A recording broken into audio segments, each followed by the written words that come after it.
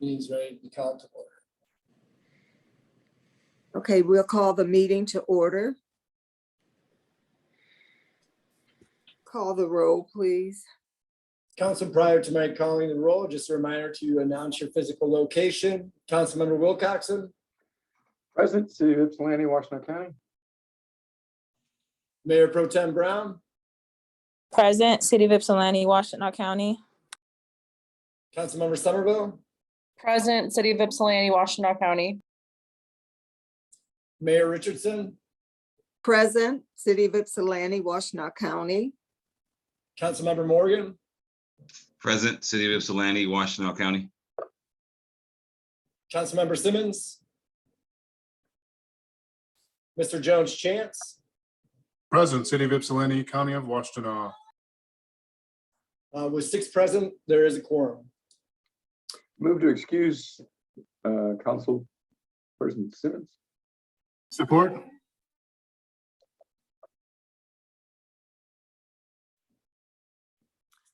Meeting is called to order. I'm sorry, all in favor of excusing. I'm sorry, Aye. Aye. Aye. I just Aye. saw the addition of the other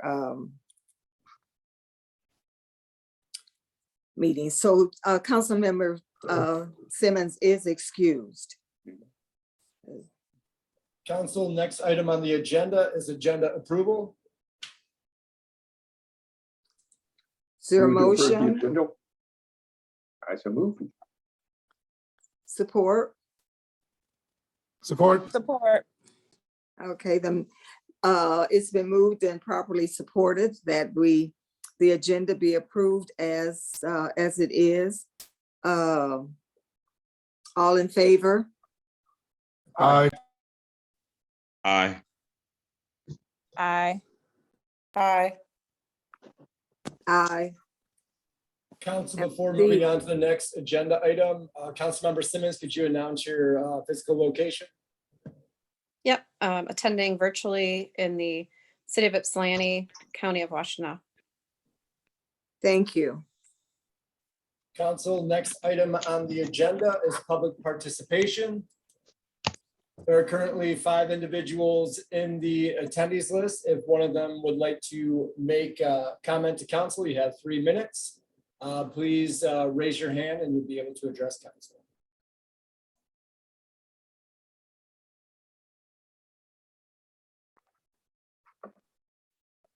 Council, seeing no hands raised, if you'd like, we can move on to the next agenda.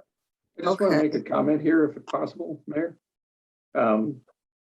Justin Harper, who is being nominated tonight for HRC, is having problems getting on. His sound is not working, but he was going to be on and introduce himself to the rest of the council. But I'm going to text from him that he's having problems getting sound to work on the system. So just to let you know that he was attempting to do that. Thank you. Yes, he had called me and said that he was on, I guess, with Mr. Myers, and he recognized that he had no audio, so no sound. So thank you for. I thought maybe he was going to go out and come back in. I thought maybe he was successful, but thanks for bringing that forth, Mr. Wilcoxon. But seeing no other hands up, we can move forward with the agenda. Council, next item on the agenda is a presentation. And the presentation is regarding regulating marijuana facilities through zoning.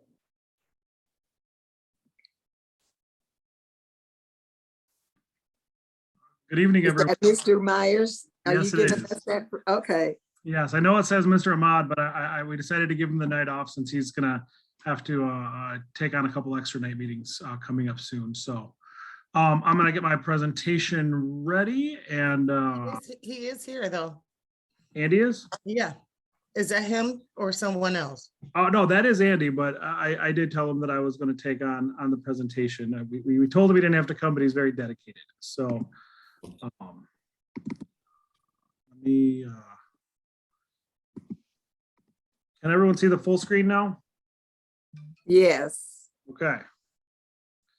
So there's been a lot of talk over the past couple of months on how to actually better regulate adult use marijuana in the city. And so at one of our last meetings, there was a discussion on, could we eliminate the hard caps and still not have a bunch more adult use recreation facilities? And so staff has really kind of crunched the numbers. And so we wanted to give this presentation to you to see if this is something you'd like us to proceed with, kind of where everyone is, what zones are allowed, and how to go forward. So does anyone have any questions before I get started? I know that that's a pretty big, tall order, but I think the visuals are going to do it. These will be put in the packet after this meeting so everyone can see them. But we wanted to make sure we had the proper maps to do that. So if no one has any questions, I will proceed with my presentation. So essentially, here are our existing facilities. The bright green facilities are the new permitted ones that were granted as through the when council authorized those a couple months back.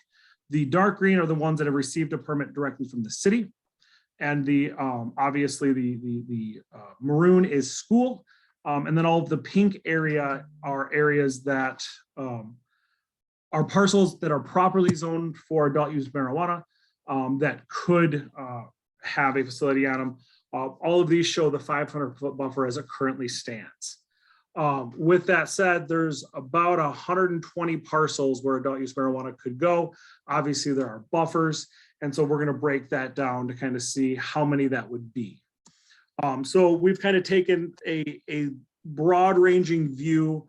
This is if the conditions were right and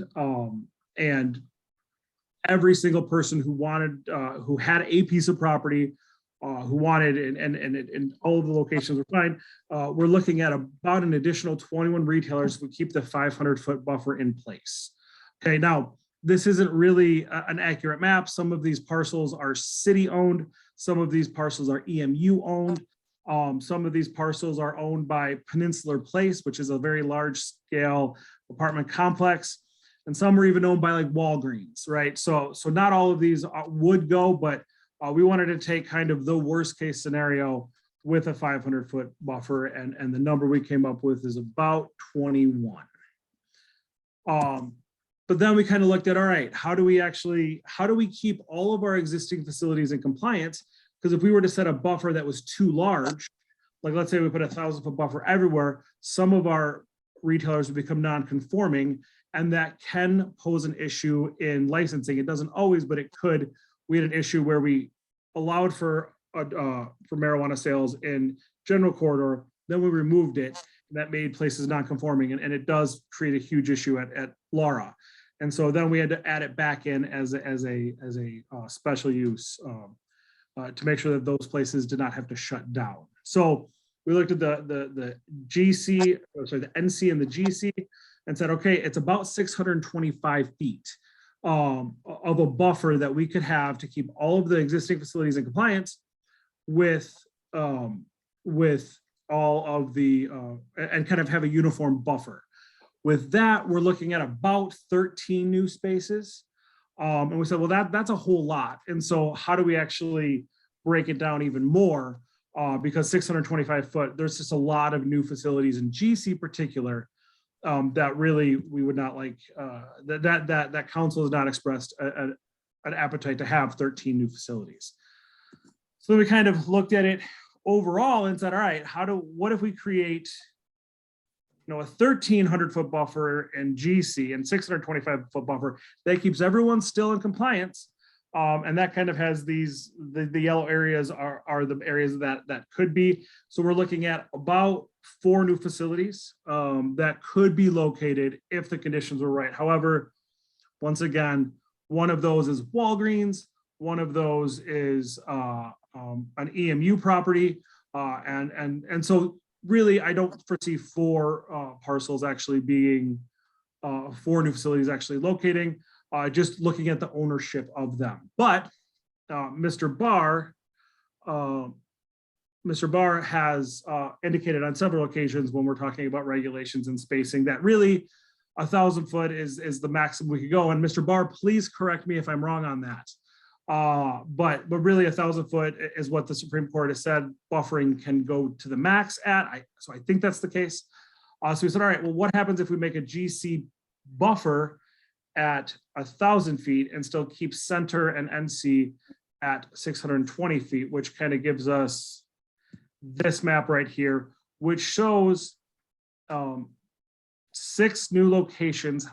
Wait, 1, 2, 3, 4, 5, 6 new locations. However, one of the locations is the UAW ball field that's owned by Angstrom, which could have a deed restriction, but it's also fully floodway.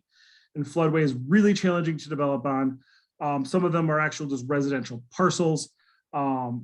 Once again, we still have Walgreens, we still have Peninsular Place, we still have a load of EMU properties.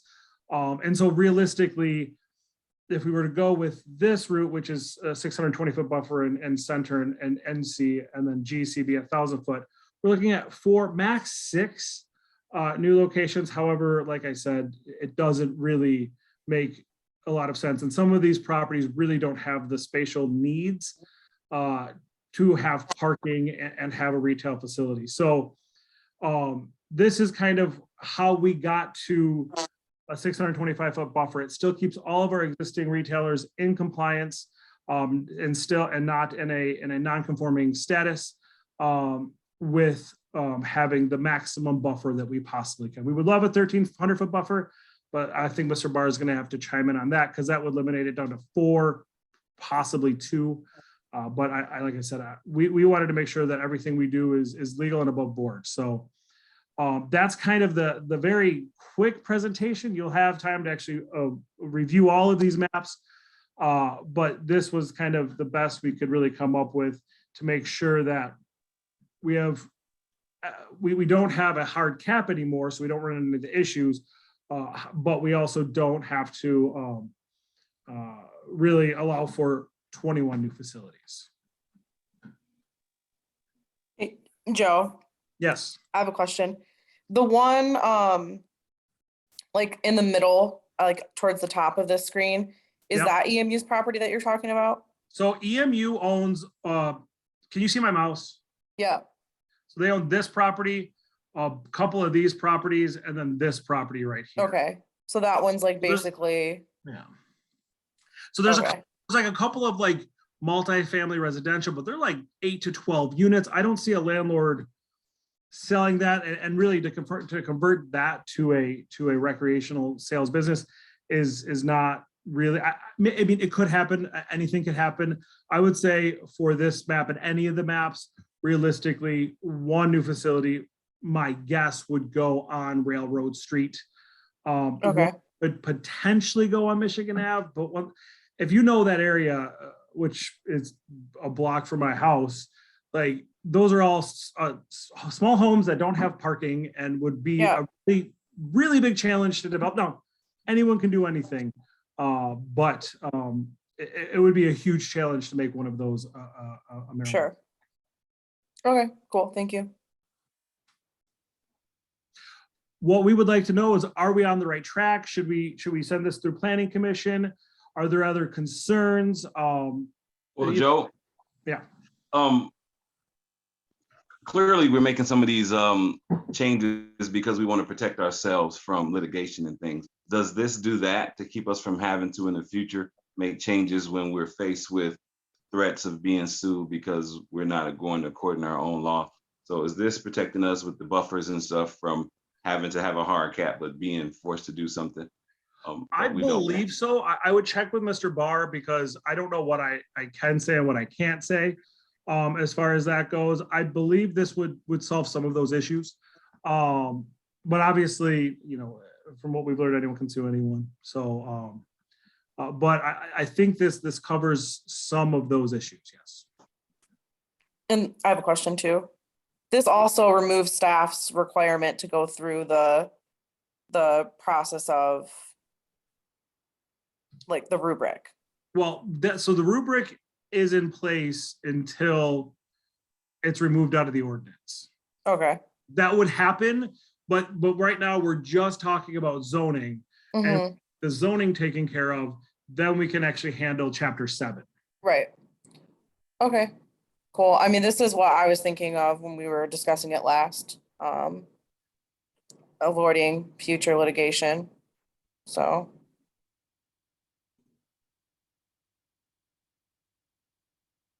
If Any other questions or comments? I have a question for Mr. Barr, if no one else has one. Okay. Go right ahead. Mr. Barr, are you there? I am. Could we do a 1,300-foot buffer? It's almost anything is possible, but the most the court has allowed is 1,000 feet at this time. That goes back to an old Detroit case. And in answer to the question of future lawsuits, the benefit of doing the limitations by zoning is it doesn't have to be competitive, and that's where the problem has historically come about. Thank you, Mr. Barr. So Thank if 1,000 foot is the maximum and we want to keep all of our places in compliance at Lar, we don't want to create any unnecessary hardships on them. This is the best we could come up with. Mayor, I'm sorry if I cut you off. No, I was just thanking Mr. Barr. So. With the screen up, I cannot see if anyone has their hands up, so. Okay, I have my hand Please up. speak up. Okay, I can't Alright. see. All right, I can stop sharing my screen if people would, if it'd be easier. Right. Always reshare it, so. that's fine. Okay, Just wanted to say thank you for going through this. I know we had talked a couple weeks ago about what this would look like. And there's multiple options here, so thank you for doing that. I see this is already noticed for the next planning commission with the 625 and 1,000 foot. So the reason why that was there is we had to get the notice in yesterday. Right. For the newspaper, and so we decided that we would notice in the newspaper and we can pull it if you guys said no. But we didn't want to delay it another month if everyone was going to be excited, so we'd rather notice and pull than actually notice and then wait an additional month. So please don't take that as anything. That was more of a formality. No, I really want to see what the planning commission says about this. I mean, I think this is a good, there's lots of good options here and addresses two of the issues that Mr. Barr just discussed, but no, I think this is a pretty good plan so far. I look forward to hearing comments from planning commission.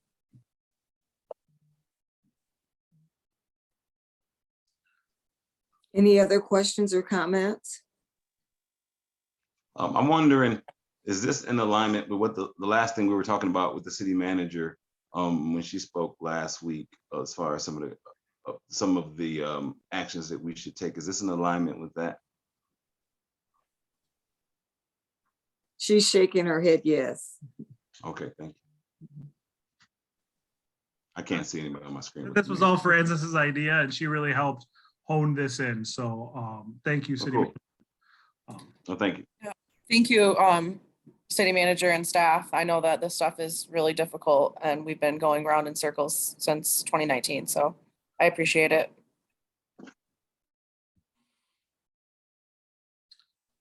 All right, I have everything I need. Thank you. Okay, a big Thank thank you, you Mr. to staff and city manager and all those that worked on this plan. And thank you very much for your input. Thank you. Mr. Halinga. Council, moving on to the next section of the agenda, resolutions, motions, and discussions. The first resolution number 2021-269, resolved by the council of the city of Ypsilanti that the minutes of December 7th, 2021 be approved. So moved. Support. It's been moved and supported. Questions, discussion?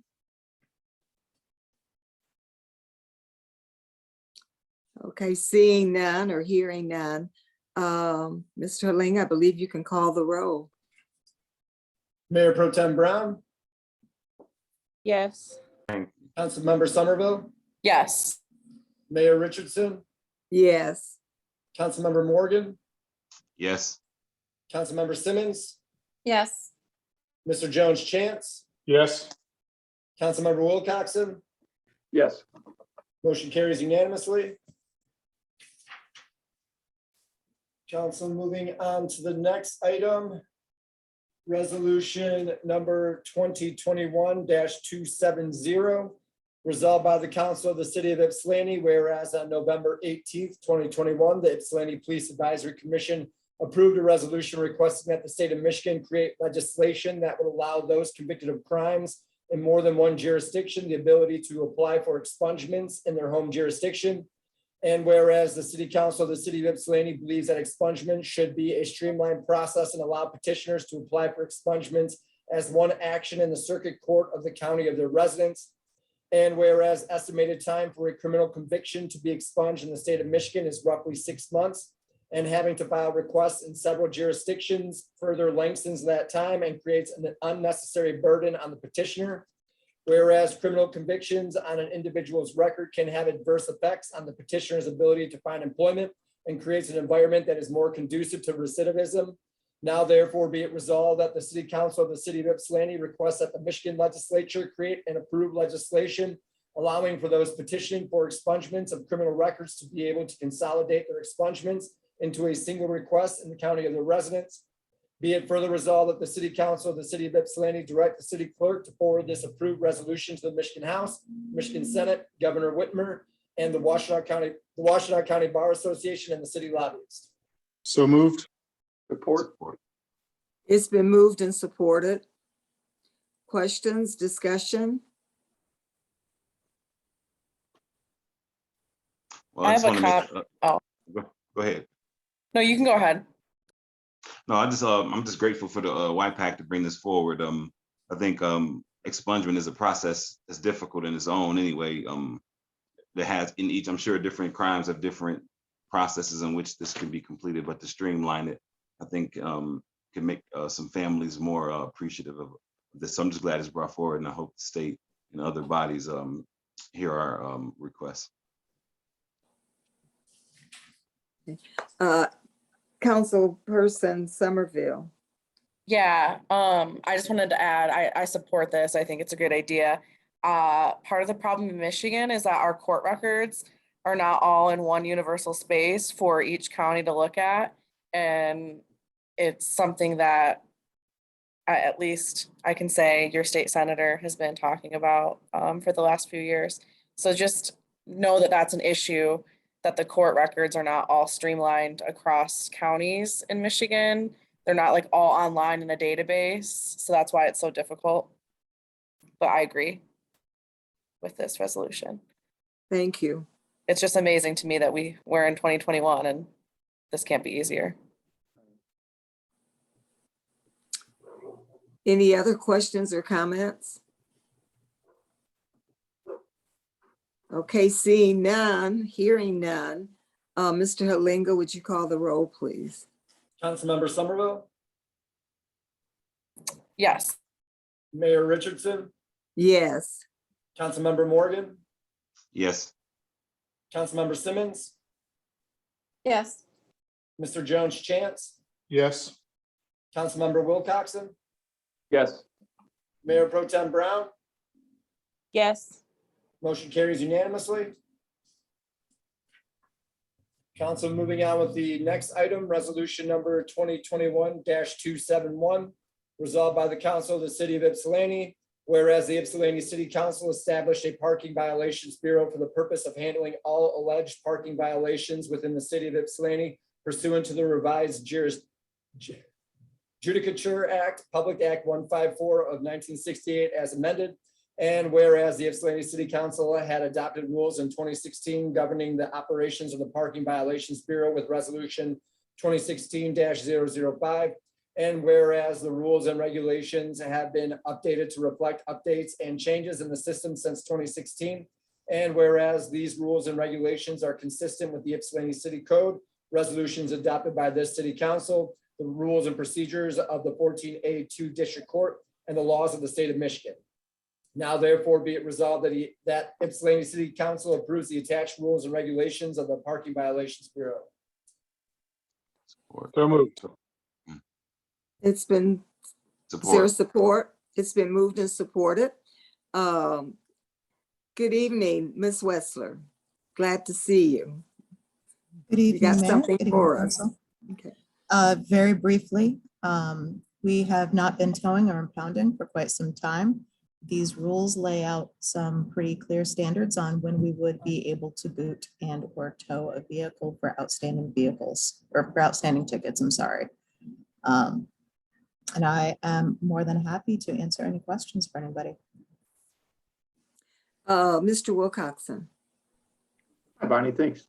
I'm looking at the highlighted portion of this, and in the first paragraph, there's the first sentence states that, you know, immobilization and impoundment would be for 6 or more parking tickets, and it has gone unanswered for more than 30 days. And then the 2 subsequent sentences delineate the immobilization versus impoundment, and those list unanswered for 90 days. So I'm kind of curious as what the first statement about the 30 days is. I think I'm missing something. So the 30 days is simply when the ordinance allows us to tow. And then the 90 days is more or less when we would actually, or boot or tow. 90 days is when we would want to boot or tow. Now we can scale that back to 60 days, 35 days, or even 30 days if the council so chooses. 90 days aligns a little bit better with our fee schedule. I also had a question about the section 6. This states that the Downtown Development Authority reports the permit holder.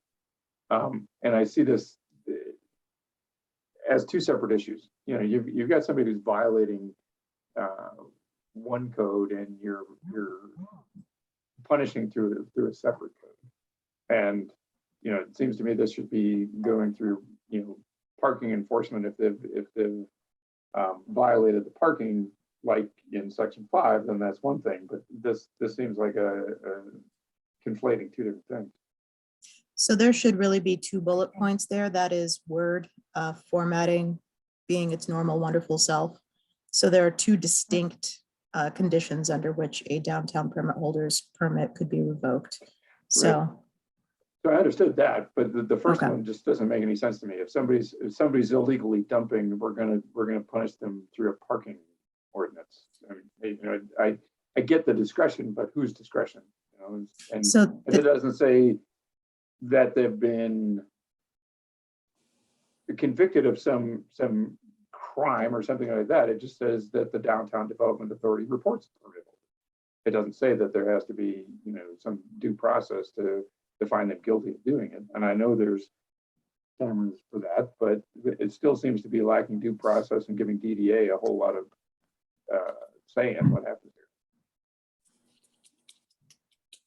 I have a question about this too, actually. Were you done, Steve? Yeah, that Okay, so these are the people who have the business district parking permits are either business owners or employees? no, this is talking about business owners, employees, or more commonly residents. Business district parking permits. So the central business district permit is the umbrella under which both the employees and the residents permits are issued. Okay, I guess. Are there like cameras monitoring the parking lot? Is that how this is gonna be enforced by the DDA? So there are cameras monitoring the parking lots. There are also, from time to time, Chris and Elise, the DDA staff do actually find evidence in the dumpster corrals or adjacent to the dumpster corrals that indicate a particular person or business has been dumping. So something with a return address.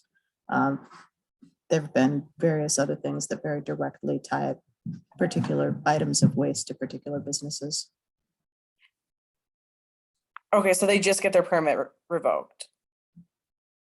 Yes. Okay.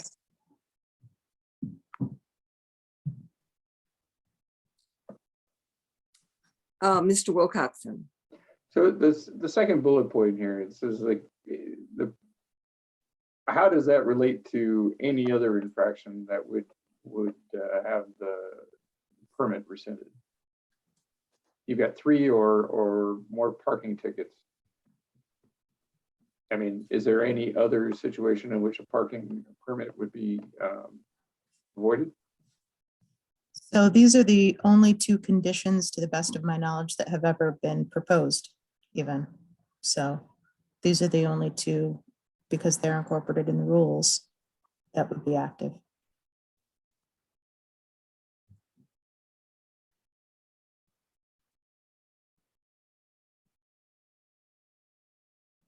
Any other questions or comments? I have a question. Will this be the extra workload be given to the parking enforcement officers, and will there be more materials that they would need to do this job? For the impoundment and the immobilization? Yeah.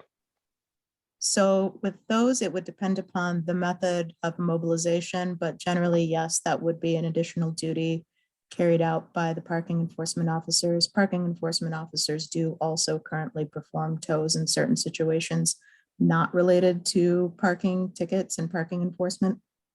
So this wouldn't necessarily be an additional duty, but something that is not part of their regular day-to-day business currently, or not at the volume that it may potentially be in the future. Because you had mentioned that it's something that we haven't been doing in the city for some time. So it was something that was a part of the task list that just kind of faded, but now was reestablished somehow. So it is actually already in their job descriptions, if that's sort of the heart of the question. It's just something that the city has not been doing in the time that I've been in this position, at least. Okay. Thank you.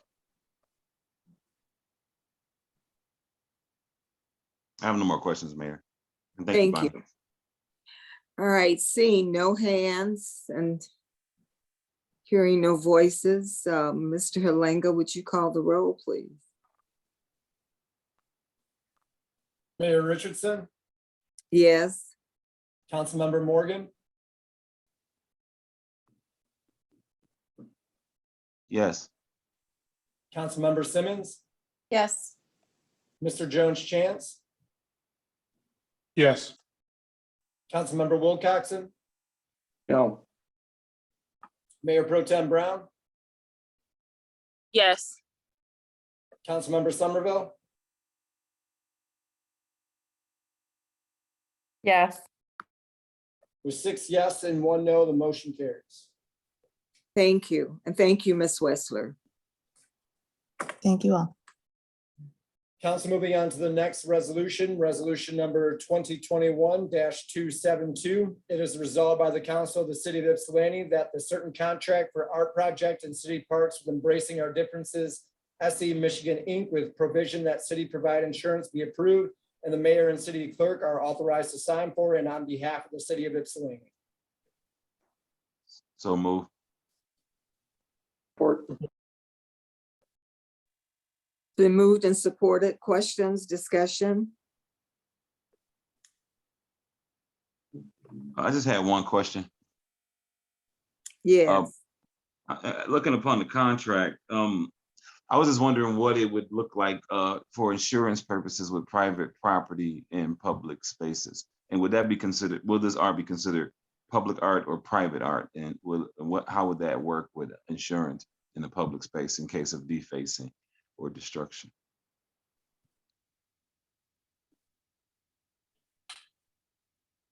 Mr. Barr. This is a good question. In this contract, it goes back to the county. The county really started the contract with the vendor and provided that the recipient, the city or the county, whoever does it, would supply the insurance. And so that's what we're agreeing to. And now the next thing, this will go to the insurance company for their approval. So there's no way we can know the cost of what it would take to do it until we approve it? I don't think there'll be a cost. There could be, but it will be minimal as I understand it. Thank you.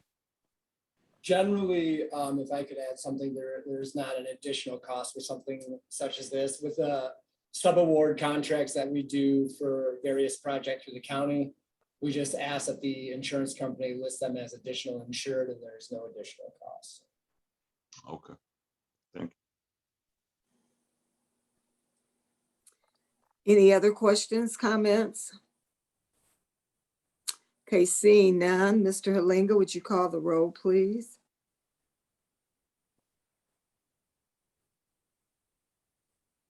Councilmember Morgan, Yes. Councilmember Simmons, Yes. Mr. Jones Chance, Yes. Councilmember Wilcoxen, Yes.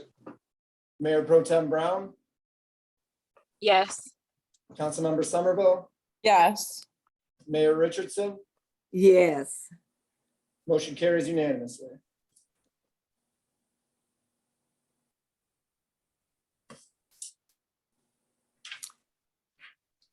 Council, moving on to resolution number 2021-273.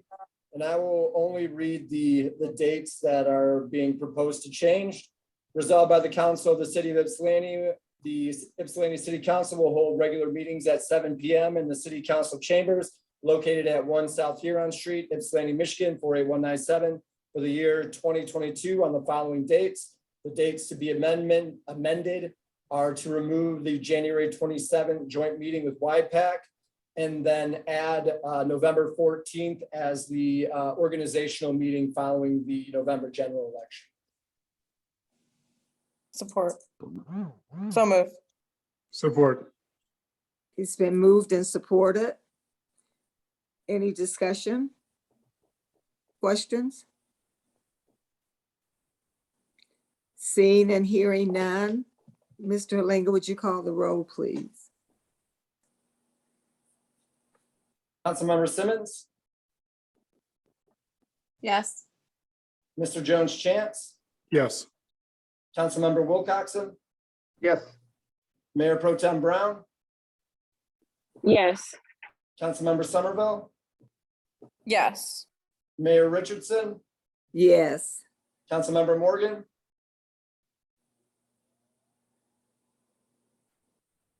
Councilmember Morgan, Yes.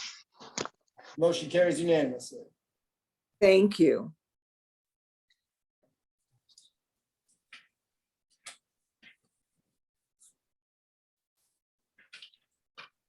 Council, moving on to the next item, resolution number 2021-274. It is resolved by the council of the city of Ypsilanti that whereas the state of Michigan will receive a settlement in opioid lawsuits and is sharing proceeds with Michigan municipalities that opt into the settlement, the estimated funds that would come to the city of Ypsilanti over the next 18 years is $160,484. And whereas staff has researched the matter and registered for the city, and settlement agreements will be coming in the next few days that will need to be signed for by the city. And whereas there is a short time limit to sign the agreements, January 2nd, 2022, and the city will have a holiday shutdown. City council does hereby authorize the city manager to sign the opioid settlement agreement subject to the approval of the city attorney for and on behalf of the city of Ypsilanti. So moved. Support. It's been moved and supported. Discussions, questions?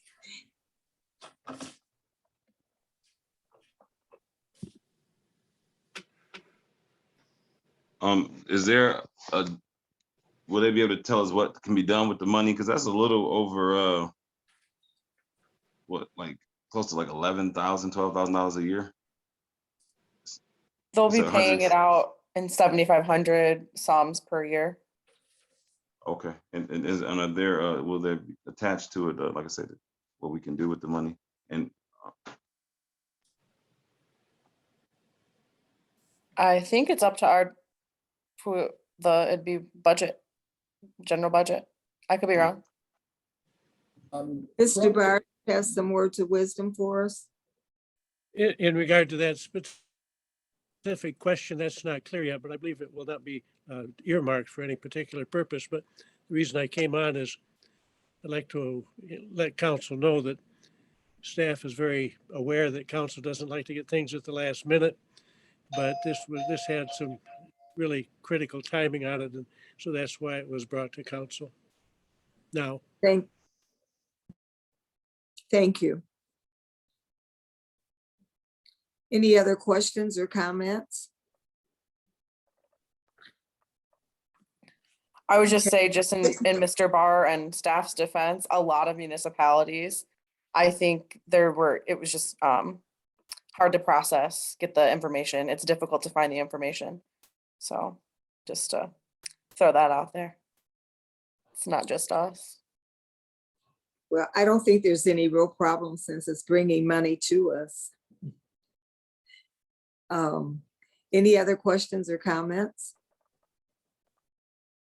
Okay, seeing and hearing none. Mr. Halinga, would you call the roll, please? Mr. Jones Chance, Yes. Councilmember Wilcoxen, Yes. Mayor Pro Tem Brown, Yes. Councilmember Somerville,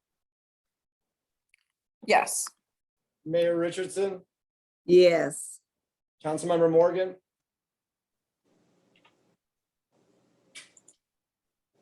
He's not there.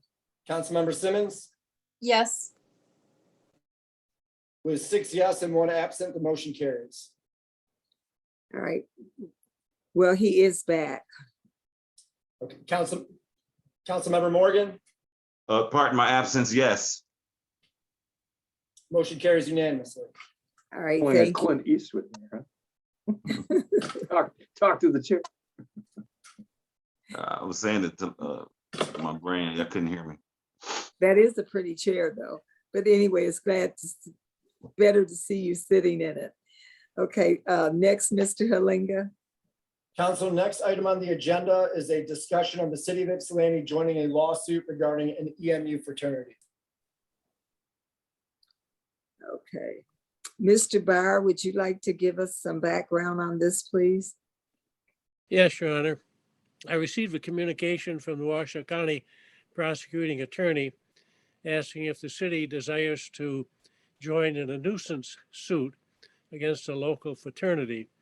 And the suit will be brought by the prosecuting attorney under a state law that provides that if there's illegal activity in a structure, that if the court finds a nuisance, they can shut the property down for 1 year. The suit can be brought by the prosecuting attorney or by a city attorney, and we've used this statute in the past. At this time, this was not on our radar, but the prosecuting attorney got the information because of some criminal activity, and so they have drafted the complaint, and they're asking if the city wishes to join the suit. And the prosecuting attorney thinks that some of our ordinances may be beneficial in the lawsuit. This is a case where it's alleged that there were sexual assaults occurring as a regular basis in this particular fraternity. There are criminal activities going on at the criminal prosecutions going on at the present time. So I would have no objection to joining it, but it would be a call for city council. I'm sorry that the chief is not here, but back when I first got some complaints about it before from the prosecuting attorney, and speaking with him, there were a large number of assaults that were sexual assaults that were reported there at that particular frat house.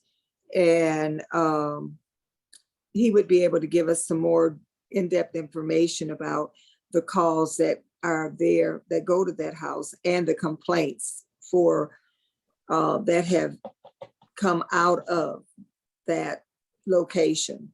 So personally, I am all in favor of joining and cooperating and collaborating with the prosecuting attorney on this lawsuit. My only comment is I heard a few things. I guess these things been going on over time. And I guess I don't know if there's been investigations or any criminal cases from it, but it seems like they have a good lawyer, clearly, if no one has convicted them of anything in this place. So, and if I guess the nature of the crimes are heinous and despicable. So regardless of that, I'm thinking if we're needed to build a stronger case, is that the sole reason we're being brought in this as like character witnesses for something, not character witnesses, but witnesses to strengthen the case because they can't move the needle in convictions toward this group of students or whatever who's been doing this anonymously over time, or is it because they can't? This is like a smoking gun, if you will. Could you give me some insight, Mr. Barr? I really can't, Councilmember Morgan, but I can tell you that in my opinion, the prosecuting attorney is reaching out to city council because this is in the city. And also, as he has indicated, there are some provisions in the Ypsilanti nuisance ordinance that may be a little bit stronger than the state law, and that's why he's reaching out to us. Thank you. I support help in the investigation or in that being in the city. So I would support being a part of that as an individual. I know it's the will of council as a whole. Any Have other more questions. questions or comments? There are 3 hands up. Annie Somerville had her hand up. Okay, I can't see the hand. Sorry, I have my camera off because I'm sitting in my fun orthopedic chair. So,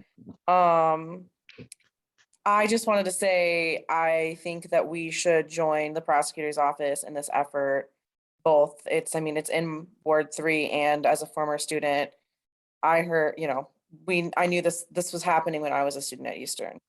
And the university did what the university could do, but then they're still doing all this stuff, even though they're no longer a member of the, the organization that oversees Greek life. So I think that it's really is in our hands now to do something about this. Thank you. Mr. Jones-Chance. Yeah, I think I understand where Mr. Morgan was coming from, but what I will say is there in our society do appear to be individuals and organizations who don't really need good lawyers to get away with things like this. So I think if there are ordinances that have been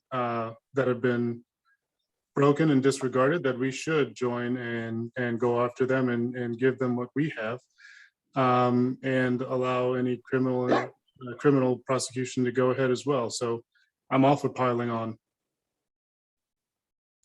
Thank you. Are there any other hands that are up? Mr. Wilcoxon. Thank you, Mayor. I agree. If we can strengthen this case, it wasn't clear to me how much that it strengthens, but if we can strengthen this case, I read the background on, I read the complaint, I read the, read the media reports of how this is going. Apparently the lawsuit against the fraternity is being settled. That story came out today in the Free Press. So the local fraternity is being dropped from the civil suit that's been brought by the victims, the survivors. But this is a separate issue. Looking at this in terms of recent ride along with the police. The officer asked me if as we went past this place, they asked what we could be doing about this. And at the time, this hadn't come up, and I was like, this seems to be a diplomatic thing in terms of, encouraging compliance and having conversations with the. I basically said that this is law enforcement at this point, and we can talk with people at the university to deal with it. But there wasn't a whole lot else. But this is great that there is something we can do. And looking at this fraternity on a national level, there's been different responses to this. There was a chapter of this at the American University in which all of the members resigned in protest. And at the American University, a lot of other fraternity and sorority members resigned, not to escape prosecution or anything like that, but to make a statement to say that this needs to be dealt with within that system. And so, having, one fraternity, remove itself from the Greek life, but still remain to, to operate, it seems a little strange to me. But, the other points in the complaint are that, this fraternity doesn't have any legal standing in the state of Michigan as a nonprofit. So it kind of mystifies me why it's still in operation at that point. Otherwise, it's just a bunch of guys, allegedly committing sexual assault. I do have one question for Mr. Barr. There are several properties listed in the complaint, and it doesn't really describe how these annexes are associated with the fraternity. Are they leased outright? Are they, owned by an umbrella organization? How does that work? I'm not aware of that yet, but if we get involved in the case, I'll certainly look into that. But the gravamen of the statute is that the owner is responsible for the activity on the premises. And if there is a showing of this illegal activity, then the court can take that into consideration and close the place for a year. I also looked at the relief being requested, and those are all fine measures to be taken, but I would be fine with having this shut down completely. Well, we have to work within the statute that gives Right. the remedy for the statute. But I hear what you're saying. That's all. Thank you. Okay, thank you. Any other questions or comments? Okay, seeing no hands and hearing no comments, no voices. Mr. Lange, would you call the roll, please? Council, this was listed as a discussion. Perhaps Mr. Barr could chime in if you would like a motion and a second, and then. Okay, thank you. To enter into this complaint. Yes, I would, please, if someone on the council could move that it's authorized that the city attorney can move forward to join in the prosecution of this lawsuit. I move to authorize the city attorney to join in this lawsuit. Support. Second. Okay, we had 2 or 3 people moving to make that motion. The motion has been made. Any further discussion? Seeing, hearing none, please call the roll. Council, this is on the motion to authorize the city attorney to join in the lawsuit. Councilmember Wilcoxen, Yes. Mayor Pro Tem Brown, Yes. Councilmember Somerville, Yes. Mayor Richardson, Yes. Councilmember Morgan, Yes. Councilmember Simmons, Yes. Mr. Jones Chance. Yes. Motion carries unanimously. Thank you. Council, the next item on the agenda is board and commission nominations. There is one nomination to the HRC, Justin Harper. He's not on the attendees list at this time, but he will be up for approval during the January 11th meeting. Thank you. Mr. Wilcoxen.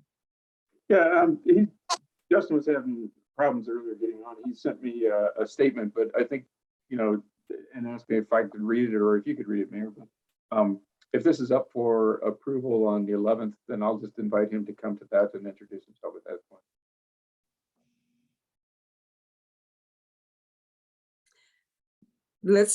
We can do that. Okay. He was eager to be here tonight to speak, but like I said, he called me and did say that for help getting on, and then once he got on, he had no audio. So we can definitely hear from him on the 11th. Thank you.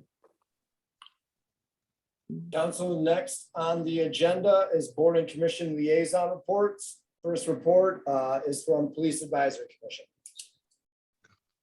We just had a meeting Thursday. And first I want to thank the White Pack for bringing the resolution for the expungements. And we talked about the annual report in which it wasn't completely prepared for our joint meeting, which is why a joint meeting may be rescheduled. But I have no further discussions until we have our joint meeting with White Pack. Thank you. Next update is from the HRC. And unmute. Yes, last meeting was a week, December 8th. There are a few things discussed, including the potential for an application that the HRC has been discussing to utilize, but there was some confusion around if that would be allowed or not. So they are working together to bring information to council for us to discuss. And I guess we'll continue talking about it at the next meeting in January. Next commission is Arts Commission.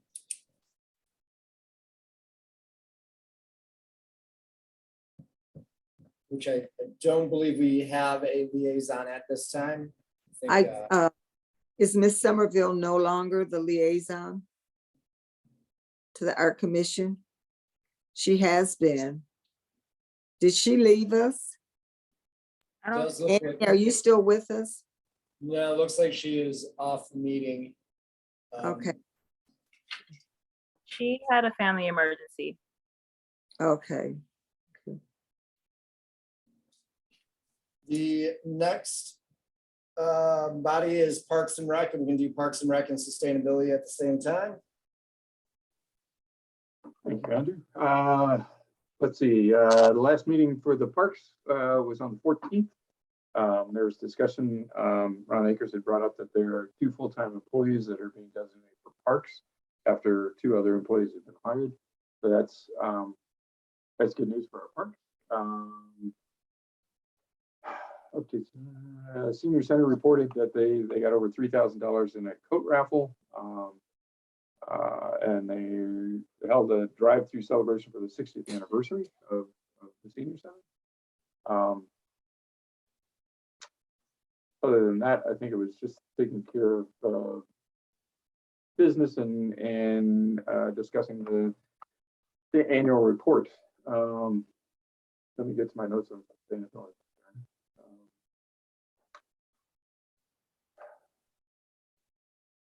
That meeting was on the 13th. There is a U of M group that has been working with the Sustainability Commission for a couple of years with different cohorts of students on resiliency hubs in the city. They have a survey that's out that is available, so if people want to participate in that, I can provide that link.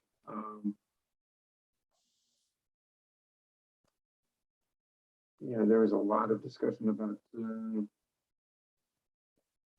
That's my. I'll leave it at that. That's both groups. Yes. Okay, thank you. I do want to add that the Sustainability Commission is going to have a couple commissioners. We're short, and we're going to have a couple commissioners due up this spring. One of them has indicated that they will not be seeking a reappointment. So if people have any ideas on people that might be a good fit for that commission, I'd love to hear that. Thank you. Council, next up is the HDC. Nothing to report for that one. Thank you. Then planning and ZBA. ZBA did not meet. Planning Commission meeting was last week. A lot of the discussion focused on the site plan for a new marijuana facility that would be going in the old Farm Bureau building. Sounds like there are some potential parking issues, and I'll have to go back to the drawing board maybe about that. And that's really it. Hey, thank you. Council, next item is liaison reports, first being SEMCO. I was unable to attend the last SIMCOG meeting. Next up is Watts. Yeah, I was also unfortunately unable to attend the meeting last week because of my leg injury. Next, Urban County. There was no meeting since the last meeting. Next is DDA. A couple things happened at our last meeting, but the big thing that everyone should know is please go vote for your favorite holiday storefront. It's a big thing that's actually going to benefit the business and you. So please, please, please go pick your favorite storefront in downtown Depot Town and West Cross. Next up is Friends of Rutherford Pool. Nothing, well, I guess the only thing is they're trying to figure out ways to have ongoing donations. And so they're working on that. And, yeah, that's about it. Council, next agenda item is council proposed business. Mr. Wilcoxon. I recently had a couple of ride-alongs with police officers, Donnelly and Gerwin. Very informative. One was on a sunny midday ride, and there wasn't a whole lot going on, but I had a great conversation with Donnelly. But and he was the one that asked what could be done about the fraternity, citing their investigation. That Officer Gerwin's 10 to 2 a.m.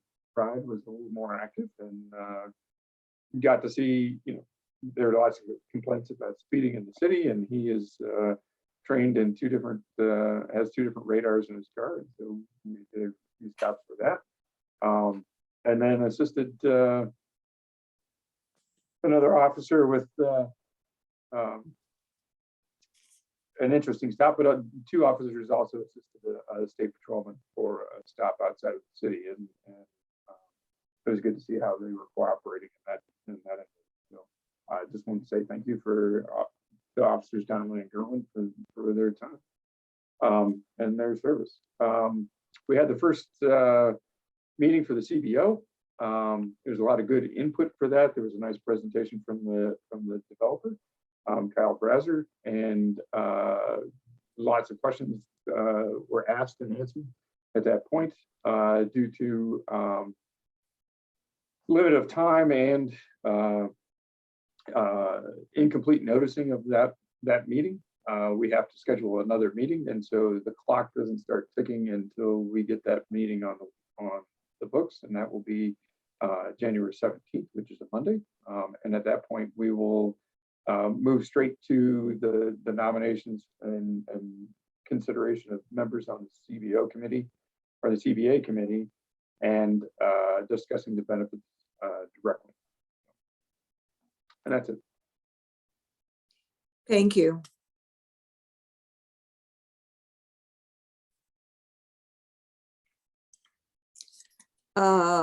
Next, Mr. Morgan. Thank you, Mayor. I'm in motion. So my proposed business are only going to be in kind of reminders in the sense of what I'm working on. And I do want to bring the council some ideas that I mentioned to retain some of the best and brightest of our youth from YCS in Eastern. I still want to discuss in the future about keep getting our commissions in order. And I do want to say a big thank you to congratulations to Justin Harper for being nominated for the HRC. I think he was a great choice to be nominated. And yeah, and I want to mention, I reached out to you today, Brian. I'm really looking forward to getting back to the violence group that we're working on. Some of the things that I had planned haven't worked themselves out in the time that I thought, but I'm interested in getting back on the ground, getting these conversations started. Thank you, Mayor. You're welcome. Mr. Jones-Chance. Yeah, I wanted to thank Mr. Akers. There was an issue at one of our Ward 1 parks that was handled even before I could get word out to him. So I want to thank him for that. Feels like there was something else, but I guess there isn't. So thanks. Thank you. Ms. Simmons. Hi, I don't think I have anything tonight. Thanks. Mayor Pro Tem. Nothing on tonight. Just want to wish everybody a happy holiday. Thank you. Did Miss Somerville come back or she's still gone? No, she won't be back. Okay. I'd like to just ask council if we have to, well, this is our last meeting on Zoom, but if we have to leave, to just let, if we happen to come back by way of Zoom again, just to let the clerk or the chair know that that you're leaving.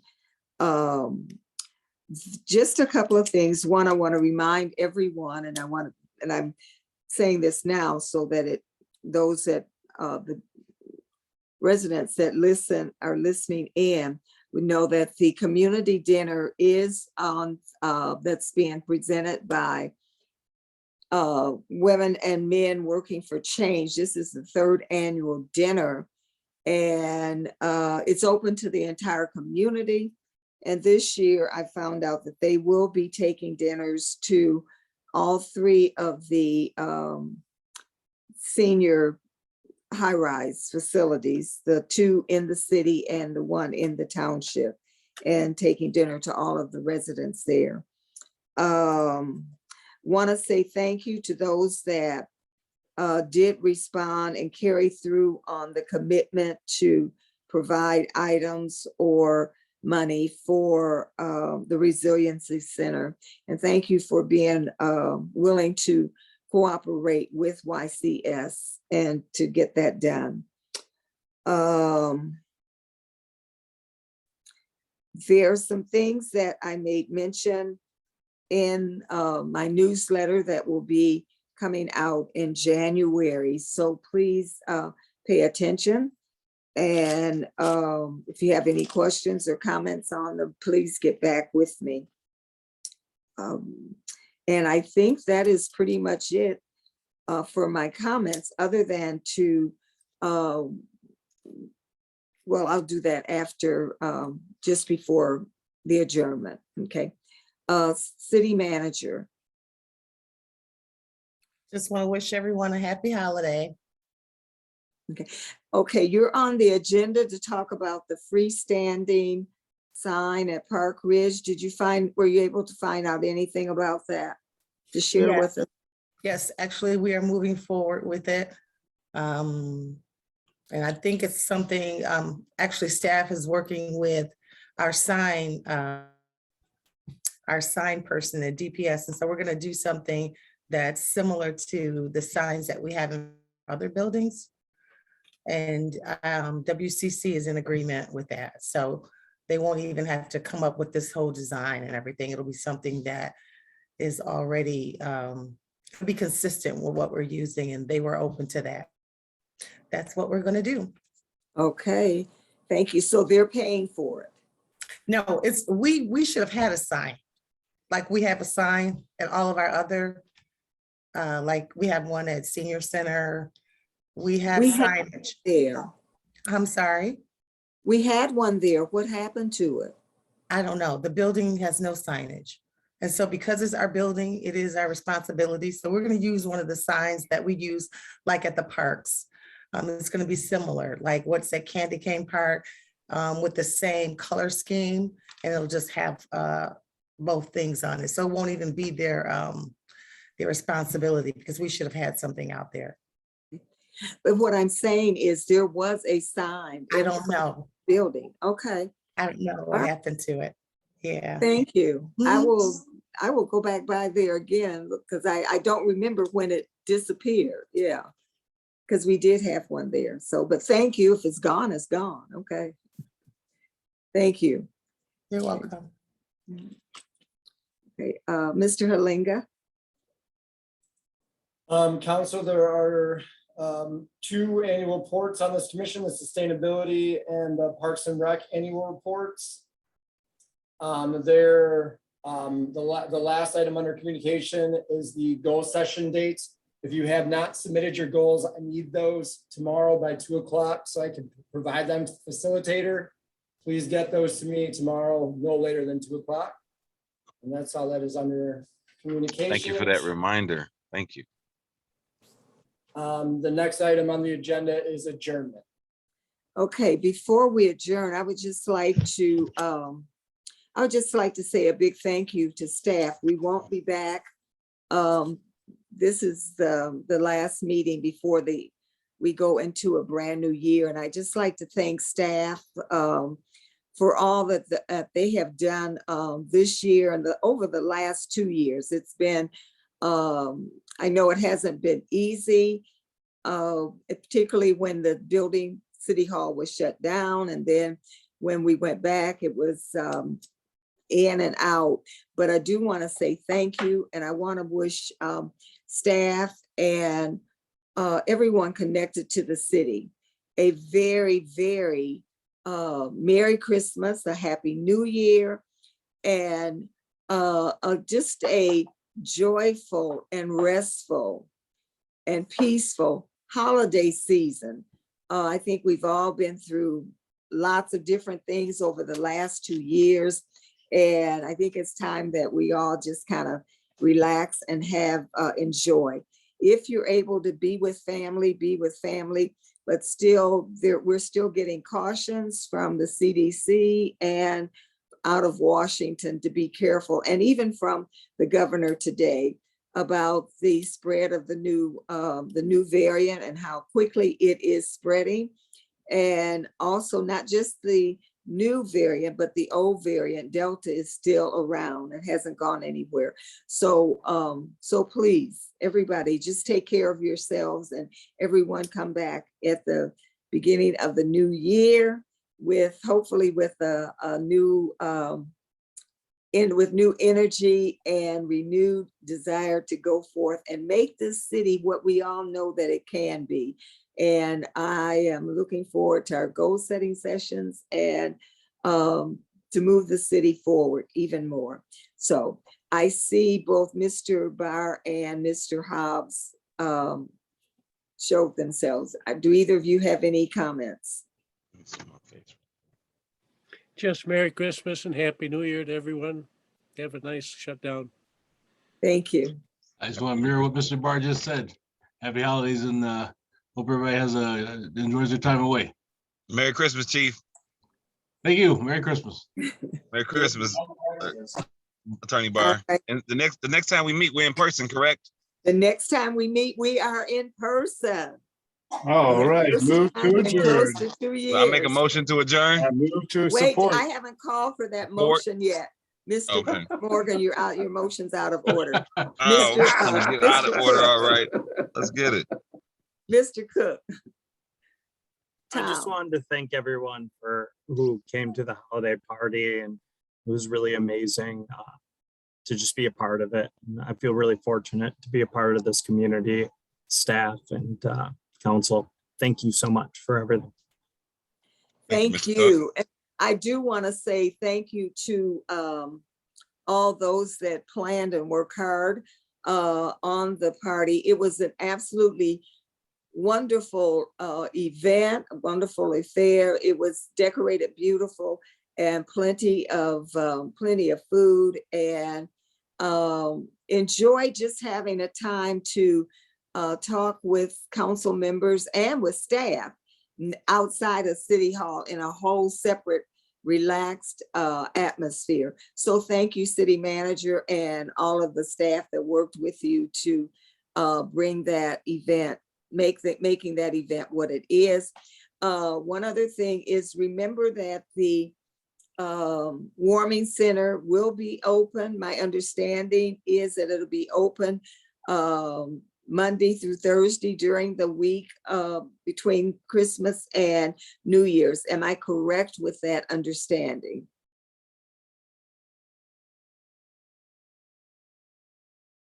somebody, staff? Mr. Myers? To my knowledge, you are correct that the warming center, their hours are Monday through Thursday, 8 to 6, to my knowledge. Okay, and they will be open. One thing that I would ask about the warming center, and this should have come under the mayor's comments, but is that if you have a mind to drop off some food there, ready, cooked and ready to serve, it would be welcome. So we have the warming center, but we don't necessarily have a flow of food or if you know some organizations that are into that. So, okay, and if all hearts and minds are clear, I will let Mr. Morgan make the motion. I make a motion to adjourn. Or It's been Everybody moved have a and happy holidays. supported. Good evening. Good evening. The meeting is adjourned. All right, Merry you guys have a good Christmas, night. everyone. Drive Good safe, night, family. everyone.